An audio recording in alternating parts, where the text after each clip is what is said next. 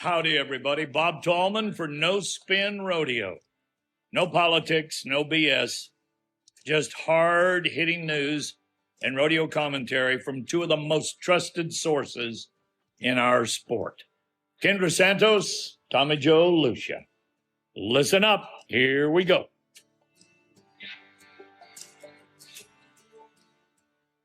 Hello, everybody. Welcome to a quarter century of No Spin Rodeo. I'm Tommy Joe Lucia, joined with Greg Teagarden, our producer, and the illustrious First Lady of Pro Rodeo Journalism. Her name's Kendra Santos. Hello, crew, first mate, and all here on No Spin. How are you on this one day later than normal on this Wednesday? I'm doing great, and I've got to ask, I know you're at Pendleton, but which lively spot on grounds are you? Well, I am happy to be here at the 115th Pendleton Roundup, but I am at the Happy Canyon, which is the night show that they have after the rodeo here that they've had the pageant. And I'm in their very famous director's room, which, by the way, last night after the Expos event, you go in, it's a tradition at the end of the event, you go in, you sit down with all of the directors and you drink some Pendleton, whether you want to or not. And the amount of history that's on the walls here, all of their past directors, and this is all of the cast and crew getting ready for Happy Canyon. So it will be a little noisy, but it's just a damn cool spot. It is a cool spot, and I've had the privilege of being in there, and I laugh when you talk about drinking some Pendleton because some of my Canadian media cohorts from Calgary were headed down there for the first time. And the one, I love him, Ted. He shoots me a text and he goes, I need to know protocol at Pendleton. Does a person have to drink Pendleton whiskey or can you drink any kind of whiskey? And I'm like, take your chances there, Sidewinder. Let me tell you one thing. These people, these guys, Greg can suck at this. Their alcohol tolerance is beyond question the most mighty alcohol tolerance because 8 o'clock in the morning, these guys are hitting something and they're still going at 3 a.m. almost 24 hours later. Highest beer tapped to patron in any rodeo I've ever been to. Incredible amount of consumption. Rock on here in Pendleton. That's why they let her buck. They let her do a lot of things. But You'll let your hair down. Buck with a B. Okay. Buck with a B. So while we're on the P words, before we get to some Pendleton, which is early on here, Puyallup. We've got to hit a few highs and lows from Puyallup, the cinch playoffs that just played out up in Washington over the weekend. Of course, Pendleton Slack, where you are today, just played out, and then today's the first perf. So for those who are listening to this later, today is Wednesday, September 10th. So today's the first perf at Pendleton. Anyway, with 20 days left in the regular season, it's kind of quite a lot about the bubble, and there are countless dramatic stories, as always, going on in our cowboy and cowgirl contingent. So let's just hit a few highs and lows from Puyallup. I feel like for me, the biggest headline from the Washington State Fair Rodeo is that our world number one in the all-around and the bull riding, Stetson Wright, was seriously injured in round one of Pool B. He was jerked down and stomped both barrels, like basically in the midsection. And he like on adrenaline made it to his knees and immediately waved for help and was even going so far as to point to exactly, okay, the problem's right here, my ribs. And so he knew, and it was for those of us who were at Cheyenne with Lane Frost on July 30th, 1989, it was kind of a chilling rodeo rerun. But, as has happened more than once recently, the response was incredible. And thank God one of Lane's many legacies to our sport is the vest that all the rough stock riders wear. And there's no telling how much that did to help and possibly save Stetson. Um, really an interesting twist was that his brother Ryder was the next guy. And I mean, he wasted zero time, nodded his head, won the round, and then hit the ground running, to the gate and jumped in the ambulance with his brother, with Stetson. And you could see in the shots of the arena at Puyallup that the hospital was just right up the hill. Like, it's in the background of all the shots. So that was also a lucky break. So he got immediate care. He has broken ribs and a punctured lung on his left side. The interesting piece of it now is that Stetson is saying, see you in 2 weeks at Sioux Falls, and the doctors are saying, kid, you need to sit this one out for at least 6. And so we shall see. But of course, those of us who are a little bit older and like old enough to be his mama, I'm like, okay, like when you break a rib and it starts, injuring, puncturing arteries and organs, that's like life-threatening stuff. And so Superman or not, like, I don't know. I promise you that his parents will be in on this decision, and so that's the best we can do, right? Well, and if you look back when he got injured before at the circuit finals, the original thing was, I'll be right back. But Right. Stetson did the right thing. He Yes. waited, like, non-traditionally the right thing. He waited to come back and came back strong. And I suspect that that's his mentality. He may think he'll be all right in 2 weeks, but I do think Stetson's the kind that if he doesn't feel ready in 2 weeks, Kendra, I think he's smart enough to know that Vegas is coming. Right. And he's going to be in contention no matter what happens between now and September 30th, in the next 20 days. So he's going to be in contention probably for 3 world titles. So meanwhile, Stetson and Weishi Shala continue to be 1-2 in that order in the all-around and the bull riding race. Stetson's 10th in the bronc riding, and Weishi has worked his way up to 11th in the bareback riding. So if those guys both make it into events, holy smokes, that's going to be so fun to watch. There was so much gamesmanship at Puyallup, and there were things like, okay, Riley George won the breakaway, but Haley Williams, when she made the Final Four, and everyone who made the Final Four automatically advances to the Governor's Cup in Sioux Falls, she immediately announced that she was going to turn out at Pendleton. And so, she just is not personally a fan of the grass. And so, that you make Sioux Falls and you can make a decision like that just immediately and announce it to the world.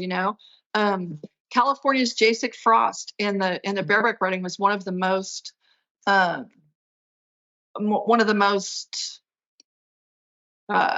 I guess just like shot up the ladder.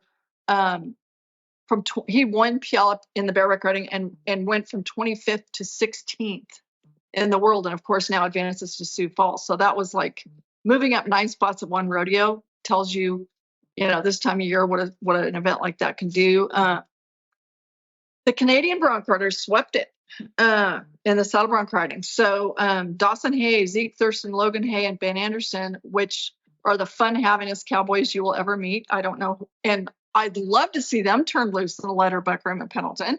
But those guys swept it at Puyallup, so that was good for them. The team roping in Puyallup got a little wonky. There was it was kind of like a little of this and a little of that. It wasn't everybody's finest showing, including some of the steers or whatever. But in the end, Clint Summers and Jade Corco won it. Jade Corco gets some sort of cool cat award for everyone because he won 3 world titles and then decided he was burned out and went home and did some different things, and then just comes back and he's going to contend for a gold buckle again. Veteran Clay Smith and his rookie heeler Nikki Northcott, they set the 3.7 second arena record at Puyallup, and then ended up second overall and moved Nikki up into the top 15 for the first time this year. That was a big deal. Riley Webb, stud. that's no shocker. He won the tie down. Halen Lyde won the barrel race. Kai Hamilton, who in his pool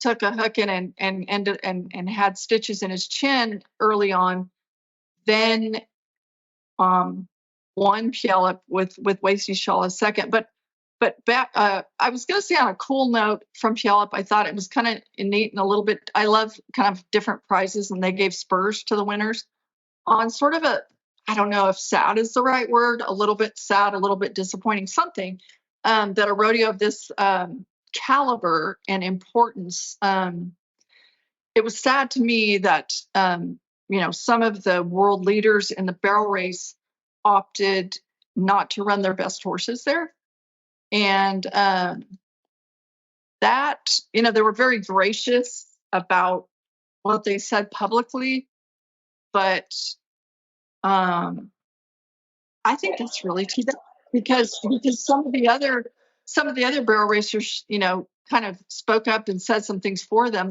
that situation is somewhat notorious. So these people planned ahead to, we didn't see Sister, and we didn't see reigning world champion Castellanos last week, and as just a couple of examples. So Well, so the ground wasn't. I've heard that the ground's not great in Puyallup, and I can probably comment two different ways on this. For it to be so instrumental in the tour, one could make an argument that they should get the right people. I know a guy who's pretty good with dirt. Get the right people, get the right equipment, get the right something to make it right. Now, the flip side of that, though, is all of those competitors competed on the same ground. So, I have a bigger problem when ground is different between, any particular round. And if you look at Pendleton here, just like we said, opting to not run on grass. I I I, I would not even I wouldn't even lope in with the American flag like they do as fast as they do on grass, right? But still, to run barrels on grass, really? well, And yeah, so, okay, but they do make their turns on the dirt, on well worked dirt at Pendleton. But there's a difference for me, and I was not at Puyallup, but there's a difference between, yes, sometimes even at some of the biggest rodeos, maybe the moisture content or something is slightly different from a morning slack to a perfect night or whatever it is. But when you start talking about perfs only, same time of day or whatever time of day, but dangerous, if you're talking about dangerous, correct. that's I different. agree. If it's dangerous, could harm the animal or the jockey. Kendra, you've got zero argument with me. Dangerous is one thing. And here's what I think. I honestly think if it's dangerous, they all should band together and just not run. If it's dangerous, right, and it could compromise your animal, your best friend, Okay, why don't more of them get together and well, not run? but remember, what they did was make a trip there and season some horses or whatever, knowing that they weren't going to win anything, because it's mandatory. If you don't run at Puyallup, you can't compete at Sioux Falls. So I forgot about that. Now, some of you, it's real quick, and I wasn't planning this, Kendra, but I will say this. I'm going to do a shout out to Garrett Yerrigan.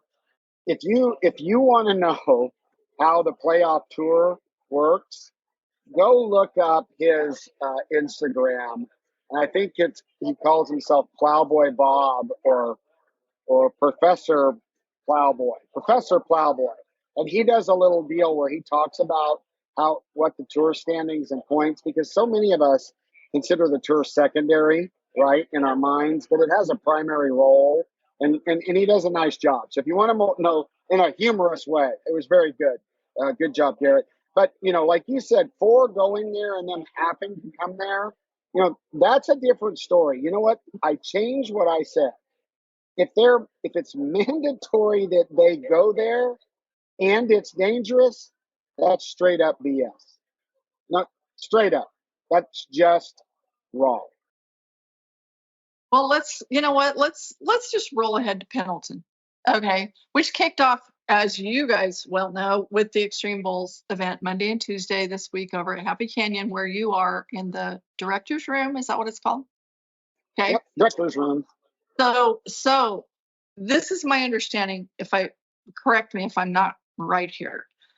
This 20-year-old permit kid from Gillette, Wyoming, Hayden Welsh, he won it. And then Kai Hamilton was the Extreme Bowls year-end champ. Is that correct? It is correct. And this kid has won, Hayden Welch. So this isn't exactly, he's won enough to potentially qualify for the NFR on his permit, but hasn't got his card. So none of it counts, which makes you wonder where he went to college, right? I mean, really?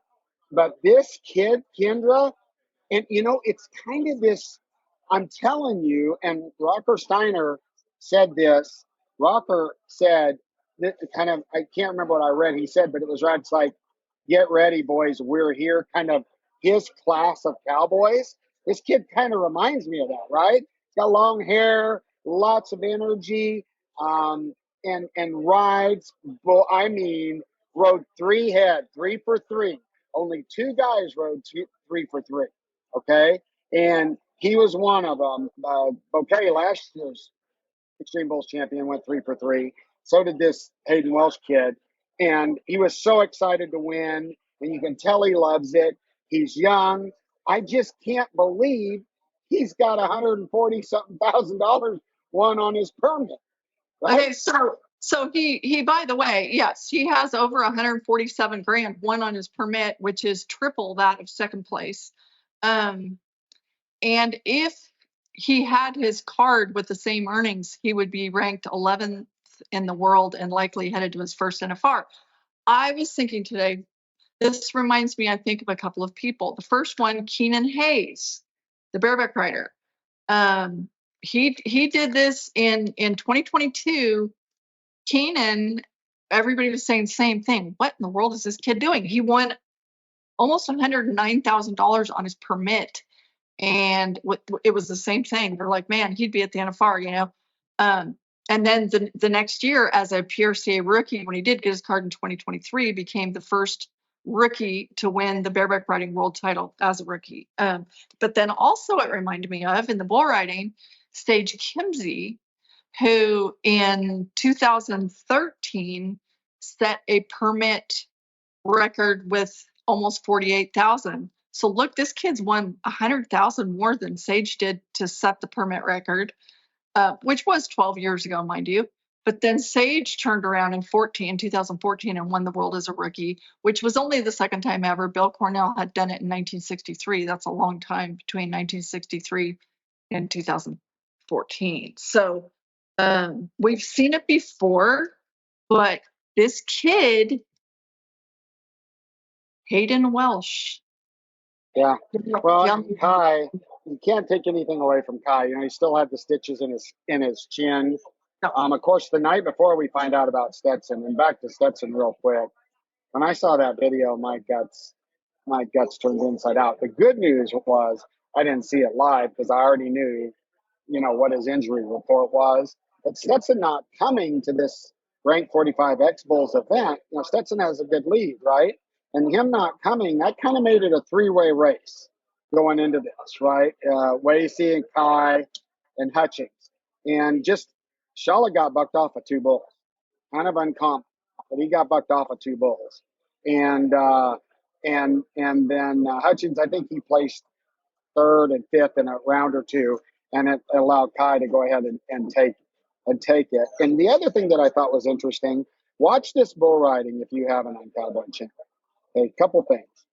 These ex-bulls kids are riding bulls, Kendra. And I mean, now you know I come from a long, long, long heritage of PBR. This was as good of bull riding in 2 days as you're going to see bulls match the riders. It was very, very, very. It was an outstanding event, and I want to shout out because they did a wild card round. So the first performance, 22 guys got one bull. The top 6 advanced. Well, in my mind, when you hear wild card, I'm thinking, oh boy, we're going to be scraping the bottom of the barrel, right? You know, we'll throw off 21 guys. Rode 4 out of the first 6. But as I got to noticing, it's because guys didn't get their X Bulls points. So there were really good bull riders, is my point, in the wild card round, right? Because of whatever reason, they weren't up there in the standings, but they're very good bull riders. And so 6 moves on, and then it was 3 head back to back. So those wild card guys rode 4 head back to back. Well, I say back to back, 2 one night, 2 the next night, right? And I'm just saying, hats off. I want to congratulate Fred Betcher, the PRCA, the Rank 45 X Bulls Tour. It was a really, really good event. And I want to say, because, you know, we talk about Pendleton, and I said I was here, but my boss, this is kind of cool, my boss here, produced the event, is Bobby Corey, the son of Mr. Doug Corey, who's a legend in my mind. I just love him. He was in a couple of the meetings. He's here, past director, veterinary He's extraordinaire. awesome. He's Yes. awesome. And Bobby, his kid, is fantastic, well organized. But I'm going to say something. There's been times when I've sat at the awards banquet and saw the large outdoor rodeo of the year, and here comes the giant entourage of Pendleton because they almost always win. But let me tell you something, people. This event is special. These people here, this committee is special. And it's the most unique rodeo experience, right up there with Salinas. There's some of these rodeos, this place is just badass. And I took my grandson, walked into the rodeo, he saw grass and he goes, Tums, grass? What's going on? And I'm like, yeah, they do it on grass here. You know, and Which, so yes, and remember that the arena, that's the arena to this amazing extravaganza right now, is also the high school football field. football, You yeah. know? And you know, while you mentioned Doug Corey, who's our great friend to all of us and has done so much for our sport, his late wife Heather was the first ever woman Pendleton Roundup director. And so that family, the legacy, and so that's really cool that their kid is doing that. Well, and they have their first ever president this year, Tia, which is really cool. She rode in that gate at the opening of the performance, and you know, if you haven't seen it, they open their heads up going around that track enough to where some of us are going, It you know, takes it's a some corner. brass. It takes some brass, and those young ladies who are their royal court, it takes some brass. What they do to, I mean, you let it fly out onto that grass, and hey, things happen. So Well, you know, and again, there's a reason people win. This event, this event's cool. It's just flat cool, and they're great humans. And I said this, you know, they got 1,200 volunteers and a huge committee, but every committeeman is assigned a task, and they do it, and they do it well. And I just got to say, you know what, let her back. I can't wait to follow this rodeo all the way out through the end. for sure, and on behalf of all of the contestants, like, huge thanks to the rodeos who still allow, you know, a larger field of people to experience a rodeo like that. And yes, it takes work and it takes slack. And you know how many people love nothing more, including myself, than to sit through slack at Pendleton and Salinas and some of these rodeos. it's, I mean, and this summer, Cheyenne, I don't know what the future holds, but that experience, not just for the fans, but for the contestants is like just amazing. They were parked. They got a baseball field converted to a contestant lot. But I'm telling you, every single parking space in this thing at 6 in the morning on those 2 slack days was full of trailers. Like it is just, it's something you should experience. You Yes. really should experience it. $5 to get in and watch slack. It's cool. They honor the contestants as as being something special, and I've always thought it was interesting to have the conversation with my cowboy friends about the grass, and guys like Derek Begay. I'm like, so what do you think? And they're like, well, I respect it, but if you fear it, you probably shouldn't enter. It's Well, newsflash. You said Big A, and I thought you would like to know this. And I'm actually hot off the presses. I was sitting in the stands before I came over here to do this. Petska and Begay 4.7, another one of those mile-long loops. but it wasn't Petska. Are you talking about? Are you sure? Begay and Coulter Todd? No. I haven't seen it. Okay, well, maybe I misheard it, but I know it's Begay, and I thought it was Petska with a 4.7. Well, since we're all about facts, let me double check that. But anyway, it's still watching them push those cattle down that. I mean, there's just so many cool ass things about this. And they have done an extraordinary job of maintaining history and tradition in the coolest possible ways. And so it's one of those things that the Cowboys always tell me, I just hope it never changes, So that's a great compliment.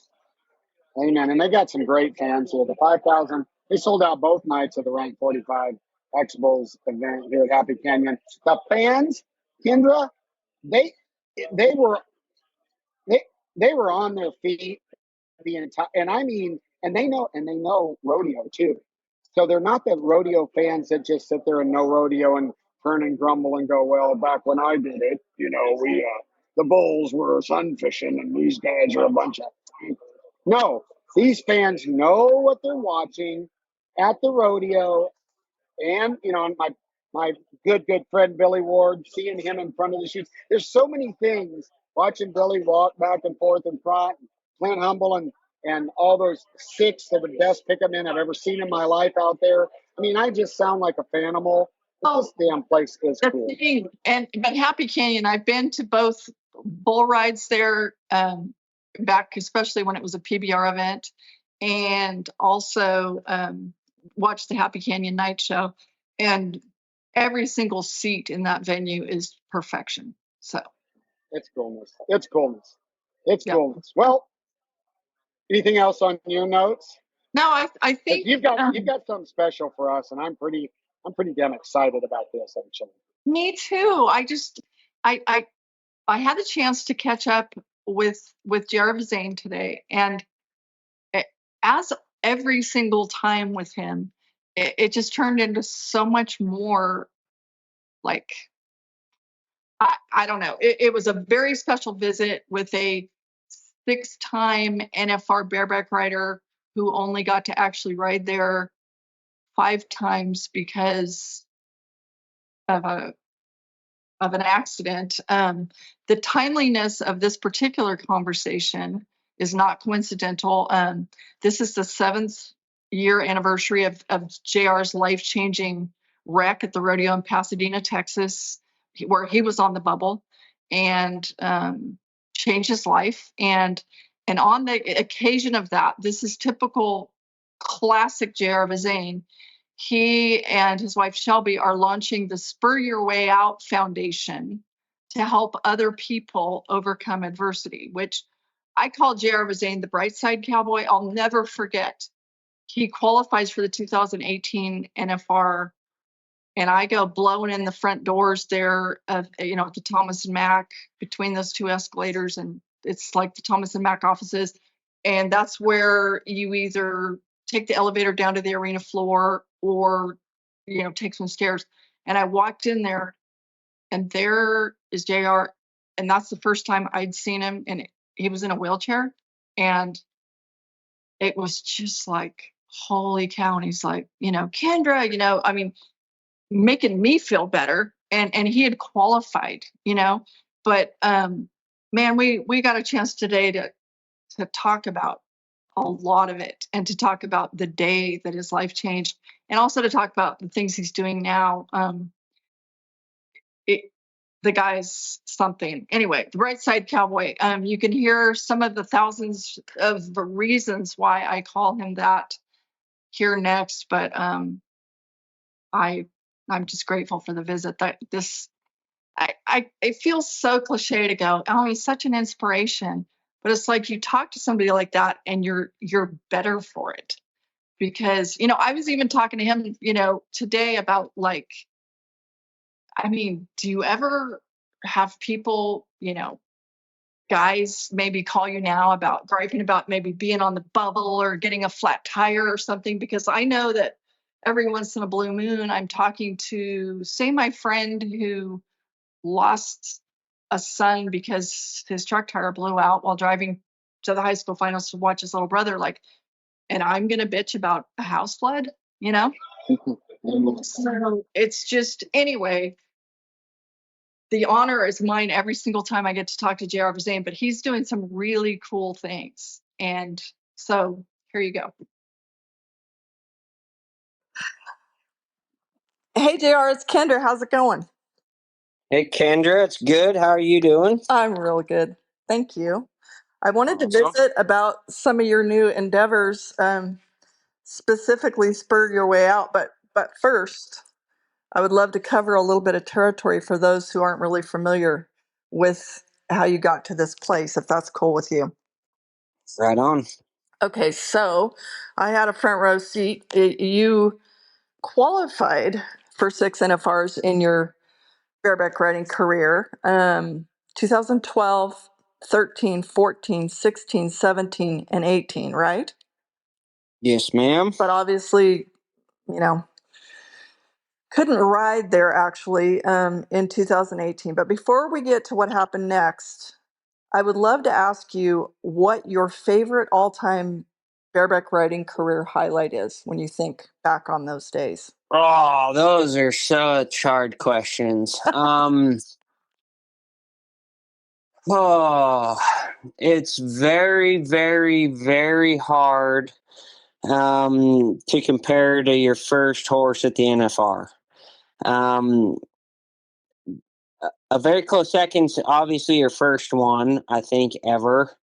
But as far as competition wise, however you get into the sport, whether it's you grew up in it, you watched people in it, or you come in it later on in life, when you get serious about it and your dream is to ride in the NFR, and that's what you shoot for and that's what you strive for, it's hard to compare the gratification of a lifelong dream and goal being accomplished and the emotions that are attached to the first one you nod your head in at the NFR.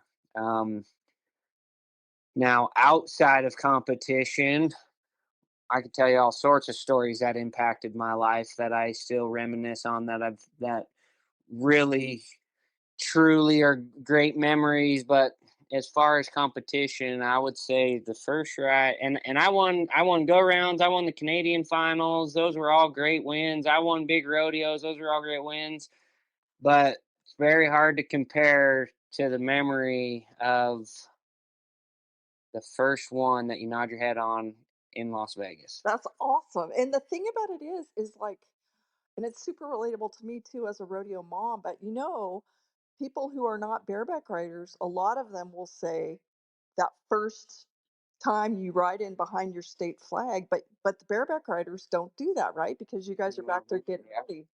I almost wish that you didn't get robbed of that, because I think that's also a cool, I get for production reasons that you can't, but I think it's very, all of this. Oh, riding a grand entry, Yeah. that would be awesome. Yeah. Yeah. Okay, cool. Okay, so now for the toughest stuff here. Okay, September 22nd, 2018, which we're coming up on 7 years. You were 26 years old, and there was a career-ending, life-changing wreck.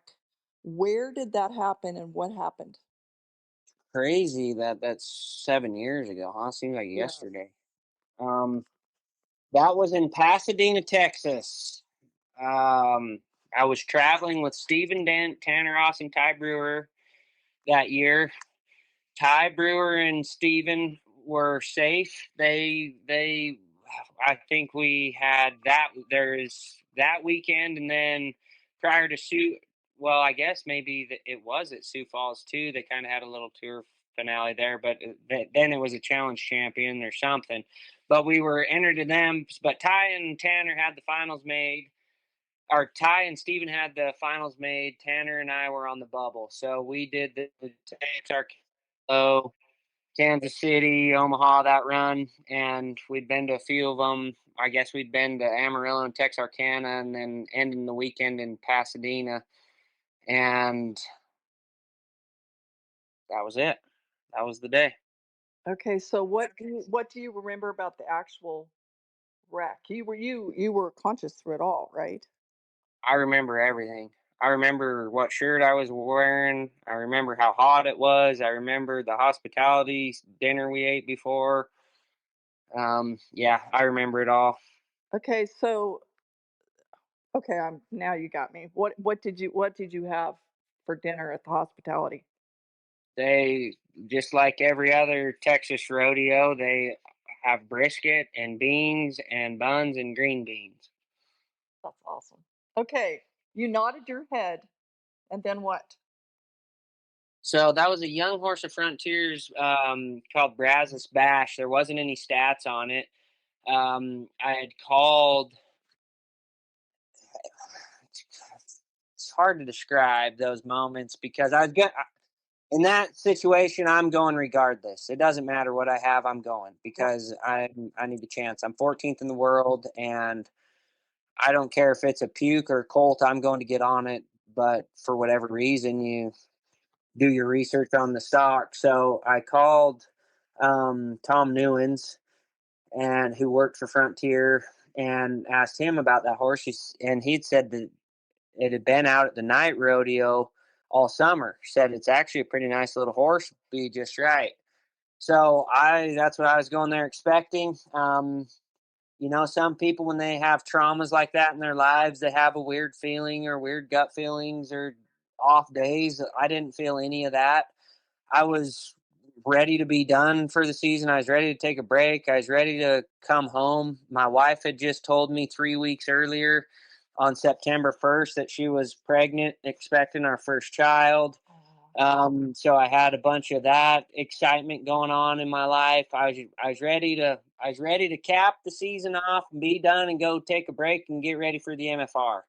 Was a little dun horse rolled in there. Actually was fairly gentle, like we didn't even act colty. And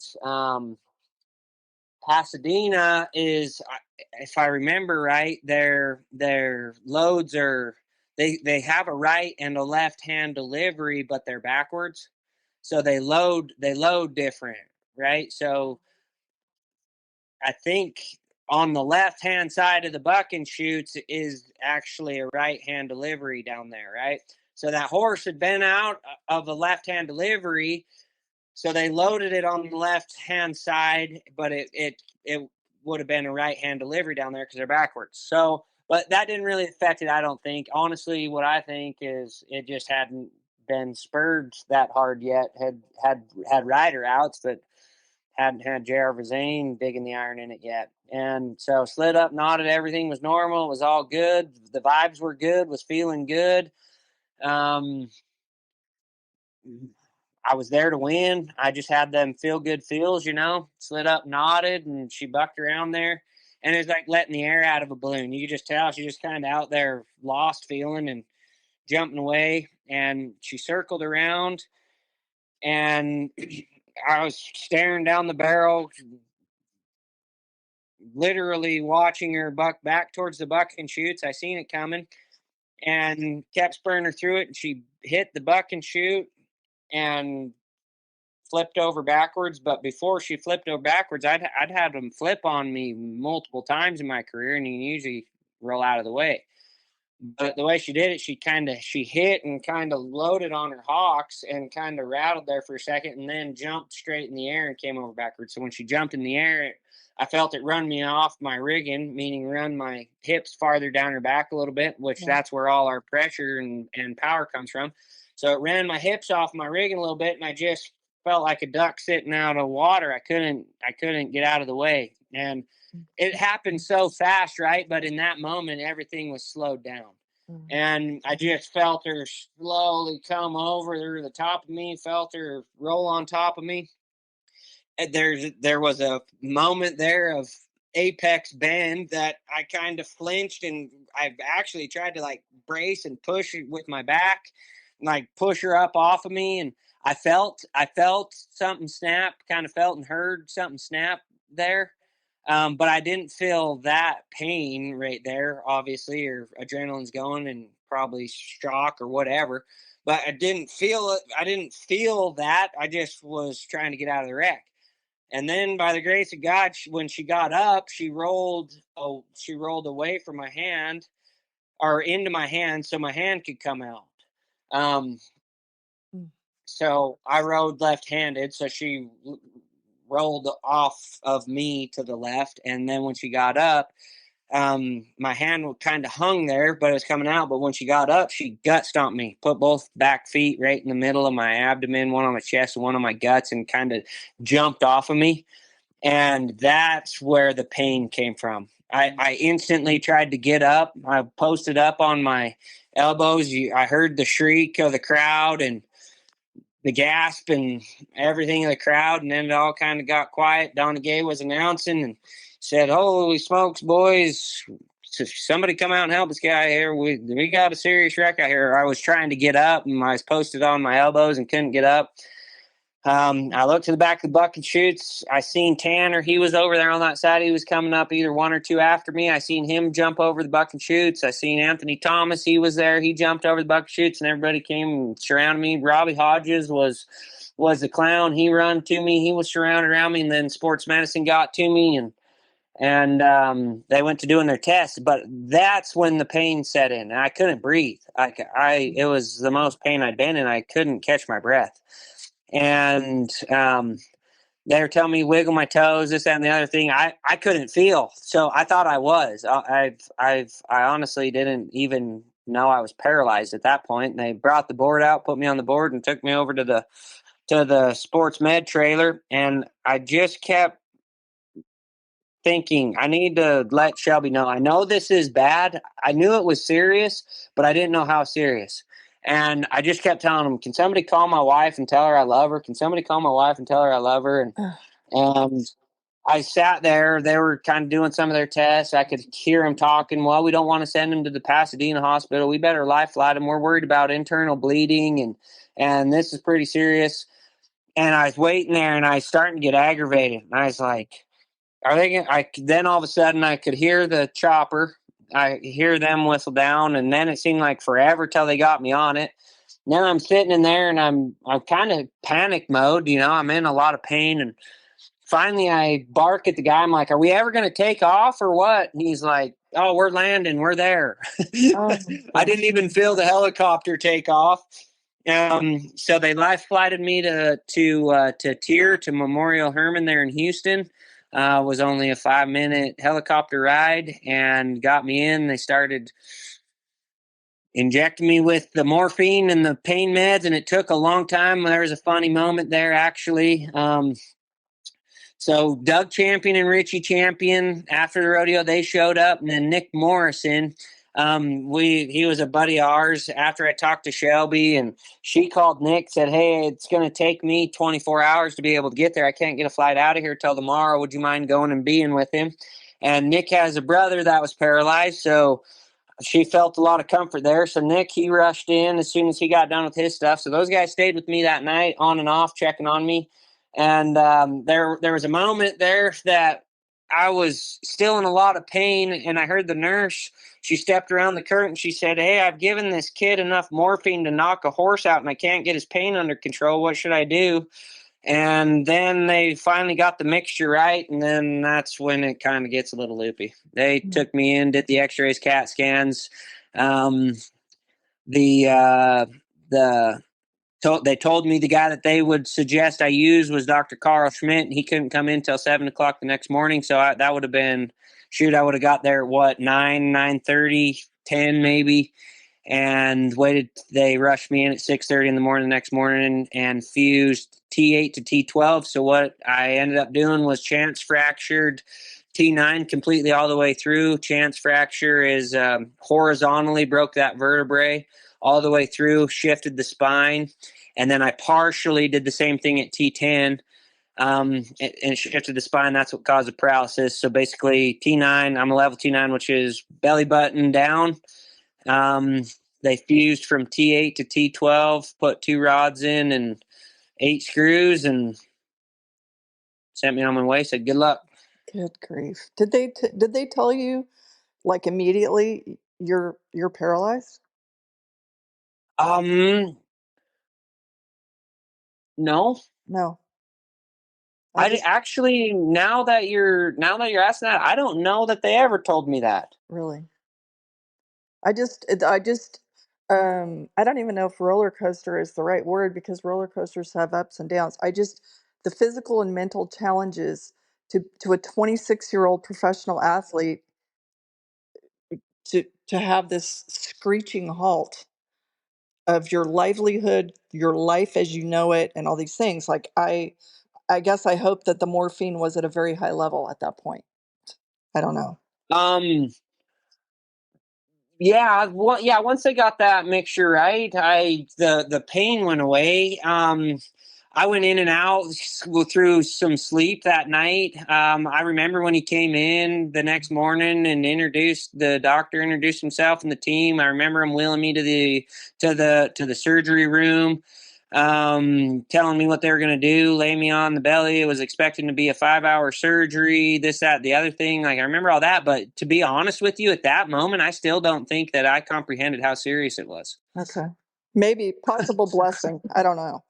Um, so I had a peace of God that surpasses all understanding. I think that's the only answer. If I had to give you an answer, like, there's no reason that I should have been as calm as I was. I seriously thought I was going to walk out of the hospital room. wow. I knew I couldn't feel. Like, I had another funny moment. They're cutting all my clothes off, and the nurse there she was a cute nurse, and they had got my mixture right by then, so the morphine's right, and I'm chatting with them or whatever, and all of a sudden I realize I'm laying on the table stark naked while they're getting my gown on, and I got super embarrassed, and I remember covering up and not saying another word for a long time, and so I remember those things, but I don't I remember like touching myself, and the feeling was different. Like, I couldn't feel my legs, but I don't know that the severity of what I was even about to face it had definitely not sunk in yet. Well, okay. So as these years are, I feel like they might be whipping by quicker for the rest of us than you. I don't know, but Shelby, and then having your son Riot has made the two of them on this journey with you has made it completely different, right? I mean, had you been a single guy, right? The, I got married in 2016. right. And so I'm saying, like, Shelby has been extraordinary, right? It's like, welcome to being a newlywed, and here's your new life. She's been amazing, right? You guys are, It makes me emotional, Kendra. as it should, I'm sure. Yeah, I don't have the answer for that either. Yeah, that woman is absolutely a rock. It's weird to think about because I'm 3 years older than her, so she was 23. Wow. We're kids. Right. And also, and then here you're new into this brand and new. expecting Yes. a new kid. But now I see you and the things you do with Riot, I'm like, it's amazing, like, to see you guys and what he's learning along the way, but also thank goodness for him and Shelby in your life, right? I mean, the three of you are doing amazing things. How raw and real do you want to get here? Whatever you want to do, it's your life. It's your story. It was not a coincidence that timing happened that way, because Shelby had been ready to have a baby for quite a while, and I had some other things in my life that I needed to be set in order before I felt ready. And we'd had that vulnerable talk for 6 months, a year, and I was like, I'm not ready yet. I want a house of our own. I want bills paid off. I want more cattle invested in. I want some of the stuff. And we watched a documentary 2 weeks before I went to Pasadena. Yeah. And it was about a guy that got in a dirt biking accident and broke his neck and was paralyzed, and the rehab that he went through. And he had made a goal to walk the Death Valley race or whatever, where they walk 20 miles across the desert, and he ends up doing it. But it was just an incredibly inspiring documentary. And the very comment that I said at the end of that documentary, I said, if I were ever put in that situation, I would hope that I could have that guy's mindset. Like, it impacted me that much. Wow. And then I started making some other weird comments too. Literally overnight, Kendra, I woke up and I was like, you know what? I think I'm ready to have a kid. I was like, I don't know. I don't think I'll ever be ready, but I feel good about it. I think I'm ready. And I told her that. We literally, she tracked her cycle, tried once, and caught. Oh Like, my gosh, that's awesome. when she told me, it literally made a shift in me. And I even got to starting to say the comments. I was like, all right, I need to go win a gold buckle so that I can be done rodeoing, because I don't know if I can leave my family behind. And like, I was making weird comments. And so when that happened, so the rehab hospital was really easy for me, because I don't know, my faith, I think, for one, and you got other people taking care of your real life stuff at home, so I kind of wasn't too worried about that stuff. Literally, my goal was wake up every day, try to walk, go to bed, and do it again. Yeah. And so the closer we got to, everybody thinks I'm tough. Shelby didn't even get to experience the joy of a pregnancy. Like, she did it in rehab hospitals. So we did a month at Tier in Houston, and then transferred to 6 months south of Salt Lake City at NeuroWorks in Sandy, Utah. Away from family. Like, we had people come visit us, right? But I mean, we're in apartments and hotel rooms for 7 months during this whole time too. So then the closer we got to having Riot, we decided we wanted to come home. And that was a very hard decision for me, because I didn't want to give up the opportunities to go give myself the best chance to walking again by quitting rehab early. So I actually had to talk with my team, and they're like, oh no, you'll actually work harder. We trust your work ethic. You'll work harder at home than our therapists give you here. We think it'd be fine. If you feel like you regress, come back. If you feel like you make any big improvements, come back, whatever, right? We'll coach you. You set up an at-home gym, this, that. So we decided to come home to have Riot. And when I got home is when that got really hard for me. You had the joy of welcoming Riot into the world, and you had this kind of chaos of new parenthood, plus this new situation, plus trying to figure out how to co-parent from a wheelchair while still trying to walk, while still trying to figure out life, while still trying to figure out if we're even going to be able to keep running cows and what the heck life looks like, right? Right. And then once the newness of that wore off a little, once you kind of got in a routine of that, and life kind of carried on, it got really hard for me. Life at home got really hard for me. Because everything looked the same, everything smelled the same, everything was still positioned the same, but none of it was the same to me. Mhm. And that sent me down some dark holes. Not ever really of a poor, pitiful me type scenario, but more of I feel like I'm a burden to everybody I'm around.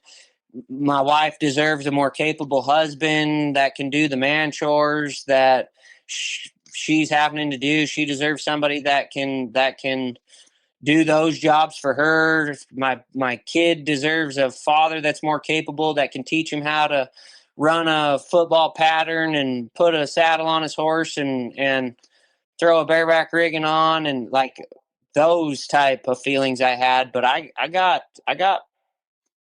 pretty dark, Yeah. and I didn't put a gun to my head, but I dang sure contemplated it. And I dang sure said the prayers, Lord, please don't let me wake up tomorrow, because I think the people around me would be better off without me. Mm. I even went as far as the thinking through what I would put on the note, Kendra. Oh. And shoot, I have one. I was like, I'm going to drive my four-wheeler over to the other side of the river and jump it off the cliff. And if I make it, I make it. If I don't, I don't. Like, I had some pretty messed up crap going through my mind. And the one thing I never let go of was my prayer life. I took every emotion. It changed.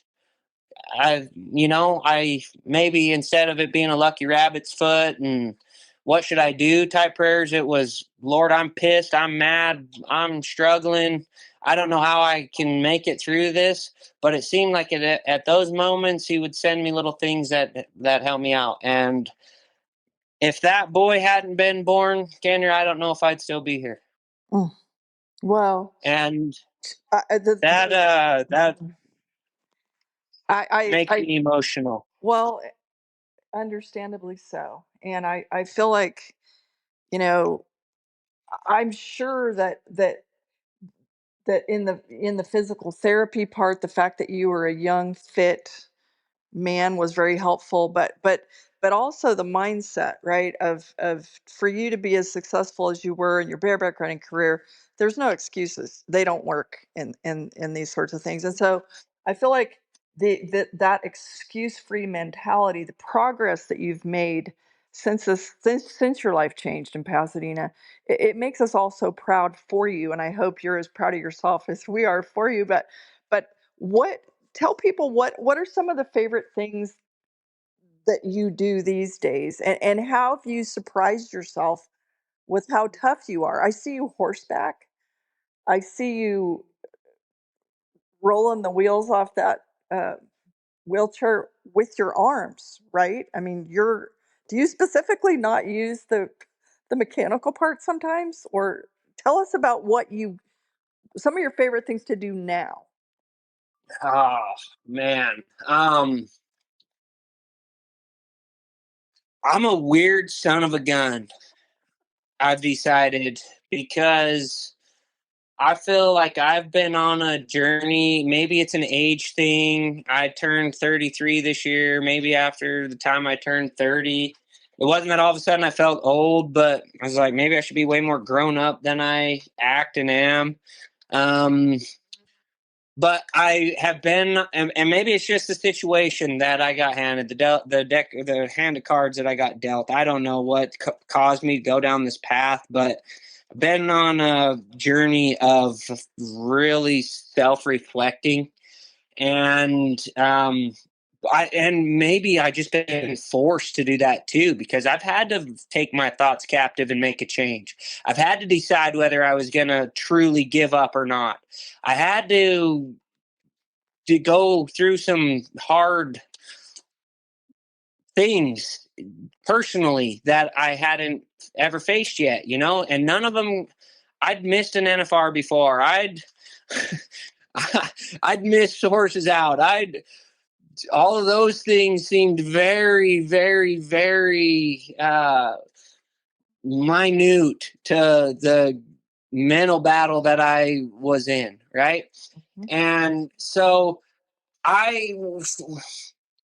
some of my fun things, honestly, are figuring out the joys of life and figuring out how other people think. Like, I love hearing other people's life lessons, and I love hearing how people overcome obstacles, because it's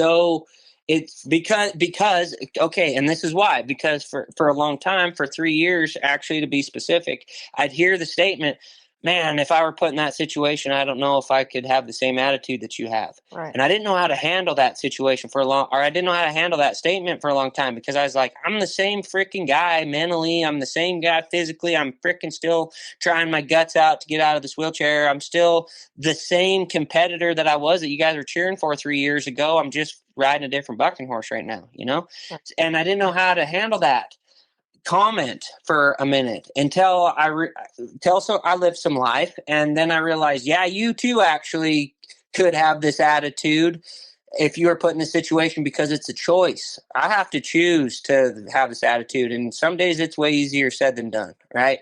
I have bad days, I have frustration, I have struggles, but this situation has really turned me into a student of life. And I appreciate that. If there's any good that's come out of it for me personally, it's been that it's just take each day, day by day, and find the joys in them, because we only get one life, and we get to be the author of the story. So with that, another fun thing that I have got to do is not give up on who I am. Okay. It sent me down a self-reflection of really understanding who I am. Like, I knew I was a fierce competitor. I knew I had a never give up attitude, but truly getting to the bottom of why I am that way and why I believe what I believe, and getting in some of those wrestling matches and figuring some of that out. It's helped me not give up on who I truly am. So 3 years ago, I had this kind of leads into some of the spur your way out stuff, but I was at a spot in my life where I'd gotten okay with everything being the way it was. Now, I've not ever given up on trying to walk. I try every single day. I still work out every day. I have a robotic leg machine that I wore the battery out of. I'm waiting to get the battery back on to be able to walk, put steps in every day. I try to wiggle my toes every single day, and I believe that I'm going to walk while I'm on this earth. Okay. I truly, truly, truly believe that. But something weird happened to me. There came this moment of surrender that I had to trust the Lord's time and not my own, because up until then, in my throughout my whole entire life, since I was a little kid and started wrestling at 5 years old, if I wanted something, I got it. And if I didn't get it, I went and worked a little harder until I did get it. And it which is a great thing. It's a great attribute to have, but also it was a curse to me, because I had never worked at anything harder in my entire life than to try to walk again. And I was seeing very minimal to no results.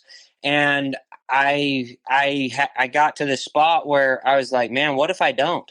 Like, is that what's going to define my success in life? And I had to make that choice. And it's still a battle that I go through, of that I can't let whether I walk again define my success, but rather the success of it. My success comes from who I am and who I'm becoming in this through the process.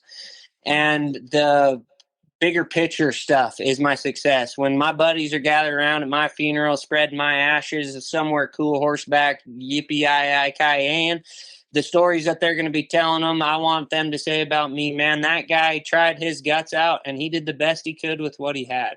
And that's what will define my success. But I had to come to that realization, and I had to come to that spot, and that was very hard for me. That was a hard journey for me.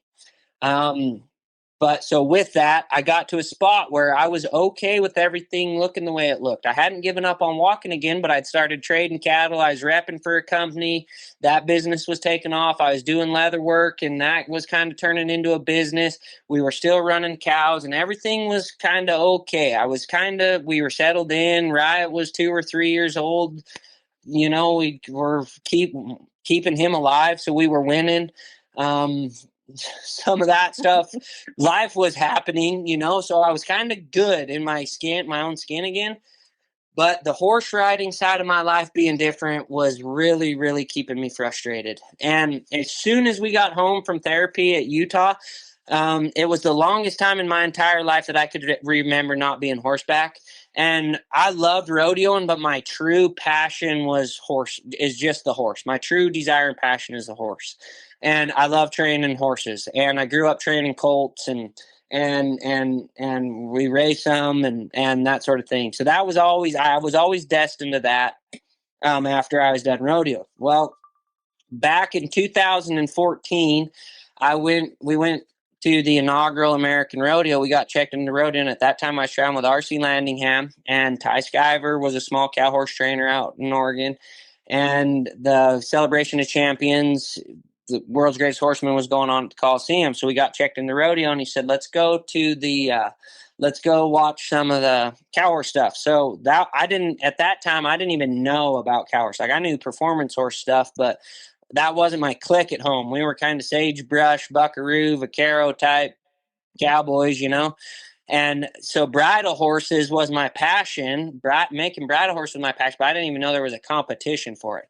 So we went and watched some of that, and it got my rocks off. I thought it was the coolest thing since sliced bread. There's fancy horses packing fancy spade bits, fancy trained, chasing wild cattle around, and I thought that was cool. And I called Shelby at the time, and she said, how is it? I said, this is some of the coolest stuff I've seen. I said, when I'm done rodeoing, I said, this is the world I want to get in. And at that time, I didn't necessarily care about the competing, but I wanted to go get emerged around as many of those high-end trainers as I could and learn as much as I could to be able to come home and teach my uncle something someday. And so my life has always revolved around horses, right? Even when I was rodeoing, you'd have a day off or here or there, I'd go ride, and we'd come home. I had the colts all the time I was riding. So for the longest time in my entire life, as far back as I could remember, 3 years old or whatever my earliest memory was, 8 months of not being horseback was the longest I could remember. So we got home on a Thursday, Saturday, I was horseback. So I'd been riding on the ranch. I'd been getting in the branding pen. I'd been riding around. I'd been kind of cowboying, that sort of thing, but it wasn't the same to me. I was just riding around like a bump along, and I was having a hard time finding the joy in just the ride. And so I did a podcast with Marcus and Morgan Luttrell in 2020. And at the end of the podcast, they asked me what I'd be doing if the wreck hadn't happened. And I responded, I said, I'm doing exactly what I'd be doing regardless of wreck. We figured out how to keep ranching. I got all these other businesses going. They're kind of taking off. Life's good, you know. So I'd be doing exactly what I'm doing right now, regardless of the wreck, other than I always had a dream of getting in the rein cow horse world. So when I get walking again, that's what I'm going to do. Well, fast forward 2 years from that, 2022, I was in my leather shop, and I was frustrated. It was March. My 3-year-old colts were standing out in the yard, and we were trying to decide who we were going to send them to, and I was pissed. I wanted it to be me. Awful dang bad. And I said a prayer to the Lord. I said, here's the deal, man. Your word says that if I delight myself in you, that you'll give me my heart's desires. I said, I don't know how else. Either you got to show me how I can delight myself in you more, or you got to change my desires, because this is the only thing that's keeping me frustrated is the horse riding side of my life being different. And so you either got to get this passion out of my heart, or you got to show me a way. 2 weeks to the day later, this fella calls me. Aaron Brookshire is his name. And He didn't know me. I didn't know him. He knew Ty Wallace, so we had one mutual rodeo acquaintance.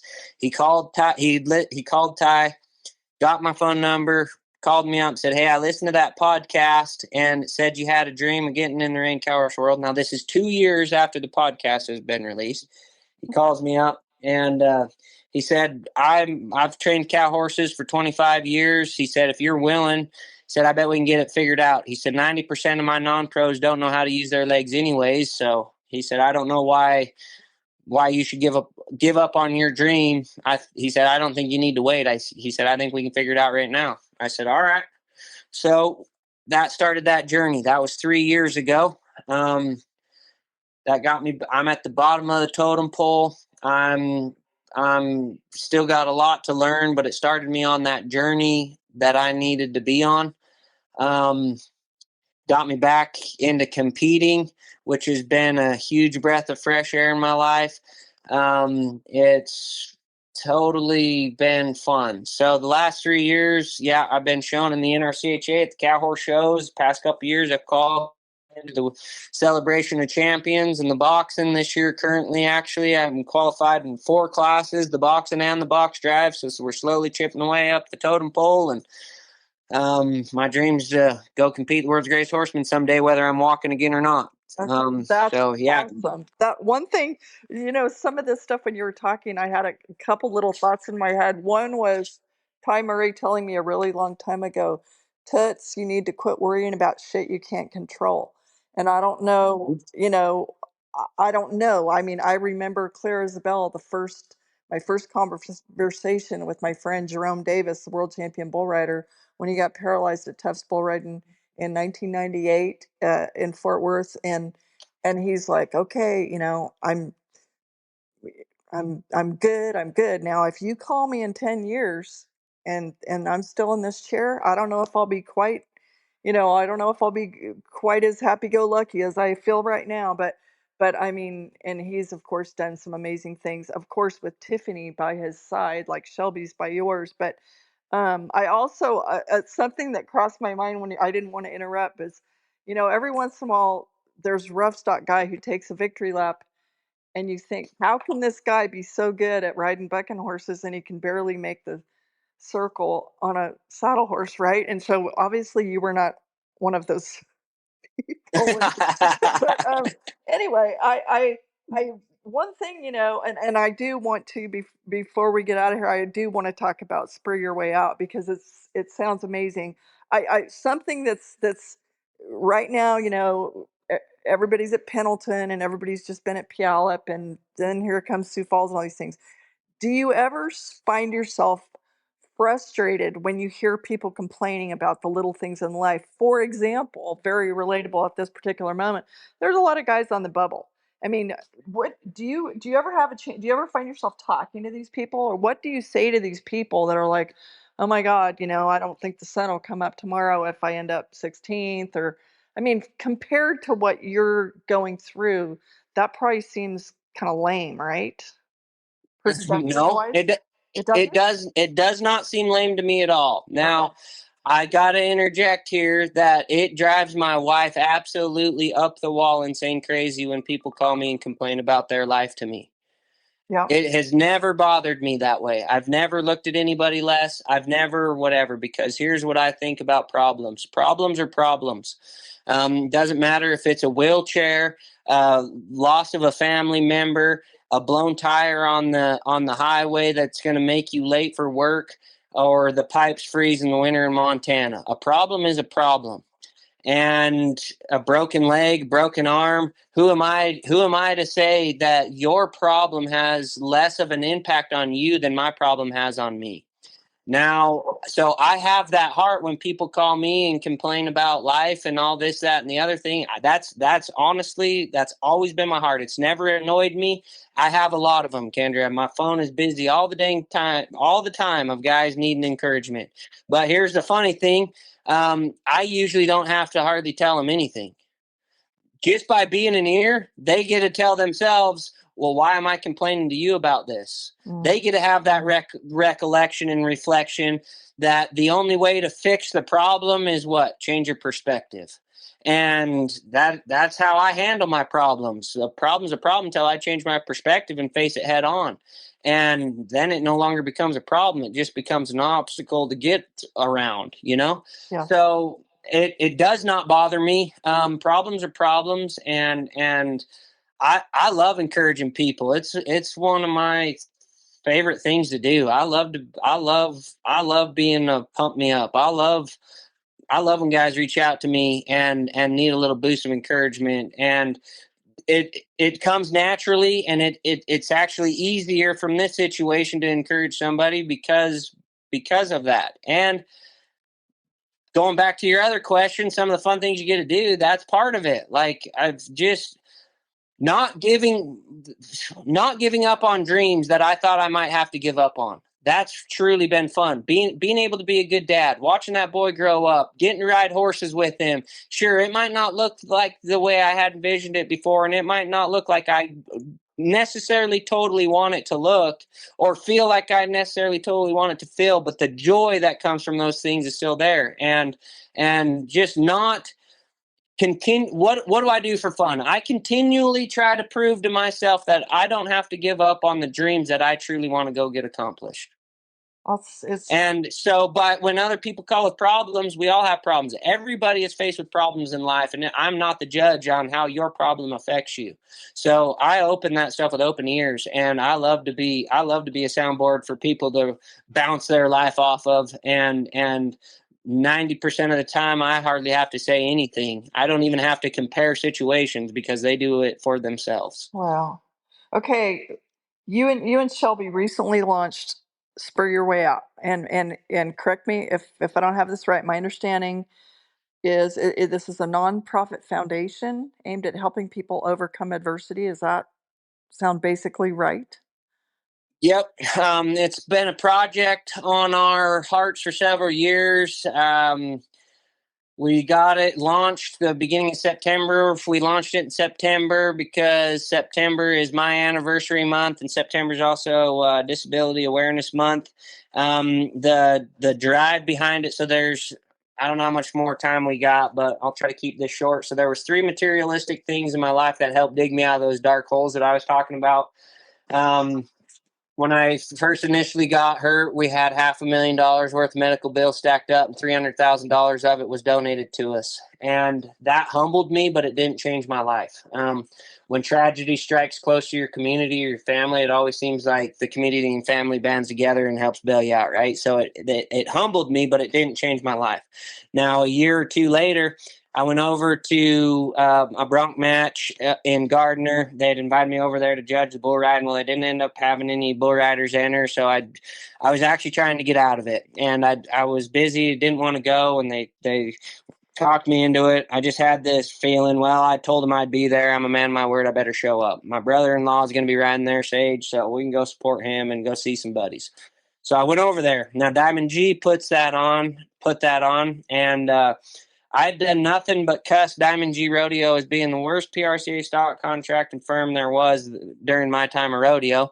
And I'd went to their rodeos, I got on their horses, whatever, but them as a company, I'd done nothing but cuss them as a company. And I showed up there, and my father-in-law kept coming over. The arena's in a beautiful picturesque setting, but the setup of it's a little itty bitty arena, and from the side view was honestly a great view. They didn't have bleachers and stuff in the way. It was just everybody was hanging out there, and it was a great view. So my father-in-law, he kept coming over to me and asking if I wanted to go behind the buck and shoot. So I was like, no, I'm good. I can see really good right here. Comes back a second time, same thing. Comes back a third time, and he's like, they want to give you an award or something. And instantly it pissed me off, Kendra. Like, I got instantly mad. I was like, why? It's like, this isn't even my event. This is a bronc riding. This is Sage's time to shine. I don't want to be stealing his spotlight. Like, I freaking knew I shouldn't have came here. And so they wheel me out in the middle of the arena. I'm frustrated, and I'm sure I'm wearing it too. Yeah. And they play this video, and Steve Gilbert had bought and donated me a track chair, which is It's got tracks on it like a skid steer track. It stands up. It's a chair that stands up and it's battery driven. It's very, very, very liberating tool for me. It's a $30,000 machine, and Steve he gave it to me. And I had to go up to that. I got served probably one of the biggest piece of humble pie that I've ever been served in my entire life. And I had to go up to him. I had to shake his hand and tell him, I've done nothing but cuss you guys as a rodeo company, but I will never cuss you as a man. This truly changed my life. Wow. And later on, I went down and did a study to get the robotic legs. Or I did a study with the robotic legs, and the first day I was in them, I was like, man, I need a set of these. So we had Shelby and we decided, I was like, I think I need a set of these bad. So we looked at them. They're $100,000. I was going to come home, sell some cows, and I didn't care what I had to do. Take out a loan or sell my left kidney. I was going to get that set of robotic legs bought. And L'Oreal Harvard Bronc Ride Nation caught wind what I was up to, and behind my back went and got money funded. There was a ton of people. They helped Western Sports Foundation bailed in, donated $50,000. Mitch Pollock at his Bronc match in October hosted the end of the fundraising, and to see people give their hard-earned dollar. This was three years after my wreck. To watch people give their hard-earned dollar to help me continue to chase a dream, desire, and passion of mine changed my life. And then thirdly was that phone call from Aaron. Now I did have to go sell my left kidney to afford the horse that I bought to go be able to show. But regardless, him, a stranger, being convicted and having the courage to call a stranger and offer what he's offered me truly changed my life. And so those three materialistic things really, and they came at very impactful moments in my life, that I kind of at that crossroads of man, I don't know, of acceptance and giving up, and what those moments did for me was just re-spark that little bit of hope that I needed to keep on keeping on. And so I want to be able to do that for other people, because I know what it's like to be in that dark hole, and I know what it's like to question what life looks like. And I know what it's like to question if I can, what if I can't, and to have that wrestle match. And I want to be able to help people spur their way out, and can continue to inspire and encourage people to not give up on chasing your dreams, desires, and passions, no matter what life hands at you. Well, it's noble, but it's like what a purpose. It's obviously so personal. It couldn't be more personal, but to take, I mean, I guess that's silver lining stuff, right? I mean, you take something that had you in a very dark place by, and by your own admission, and to use it to try to brighten other people's worlds, sounds like a hell of a purpose. So, and so people, to find out, spuryourwayout.com is where people go. SpurYourWayOut.com. Yep, we launched a website. We have a podcast also where we're telling Spur Your Way Out stories. We're doing the first season here. Shelby and I are just candidly going through telling our stories. We've released 2 episodes. We're going to do 1 a month for the rest of the year, and then our goal with that is to be able to start getting guests on and be able to celebrate people's victories, but also get to the raw, real, nitty gritty of Spur Your Way Out stories, how people continued on when life handed them lemons. And so we got the podcast, we got the website. There's going to be merch we're going to be dropping soon, and yeah, hopefully hosting some events. So that's kind of the gist of it and the goal of it. Good for you. Well, congratulations on being a badass, JR, is my basic message to you. And I really appreciate the visit. It's, you're amazing. And I'm so happy for you and the life that you and Shelby and Riot have. It's